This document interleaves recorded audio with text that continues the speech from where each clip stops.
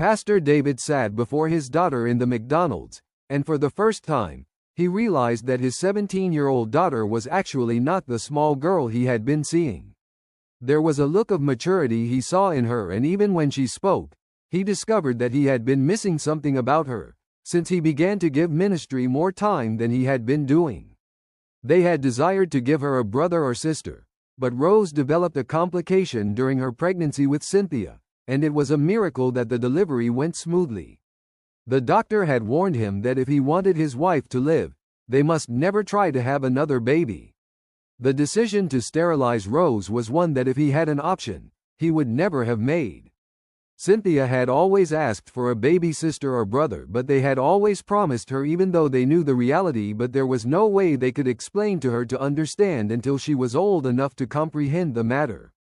Looking at her, Pastor David could see a woman emerging in his daughter and knew that it was about time to explain to her why she would never have a baby sister or brother. Pastor David had watched her with the children in church and had seen how she adored them and loved to play with them. He had thought of the possibility of adoption, but the increase in their ministerial duties would not allow them to give attention to a growing child. "Dad, thank you for bringing me out today. I really missed it," Cynthia said. "It is my pleasure, my baby," he said as the food was being served. "Tell me, what has been going on in school these days that you wish to discuss with your mother or me?" he said, looking into her eyes, though he knew that there were certain things she would rather tell her mother. Just the rate at which things are happening these days, it seems the devil has taken over schools. "Daddy, you see, those things you said God revealed to you is real. Can you imagine the school allowing young boys and girls who are transgendered to use the toilet of their desired gender?" she said, taking a bite of her McChicken. "The other day, I almost had a fight with a boy that entered the toilet while I was there, and he was trying to be funny towards me. And I went to report him, but I was rather scolded by the principal. There are also gangs in school using guns and knives against each other. The other day a boy was stabbed because he refused to join them and nothing was done about it."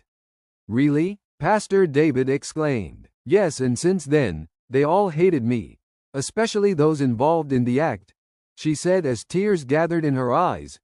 "I wished I could change school, Dad, but it seems all schools are the same these days."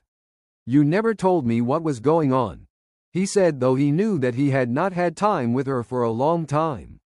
"But, Dad, you have been busy," she said in defense. "I am sorry," he said, placing his hand on hers. "Daddy, it's not your fault. You have to do the work of God.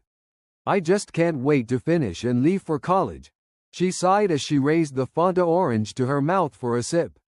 At the end of their time together, Pastor David got to know more about his daughter than he had known in all the years she had been with him. He prayed with her and left for home, though not without a takeaway for his wife.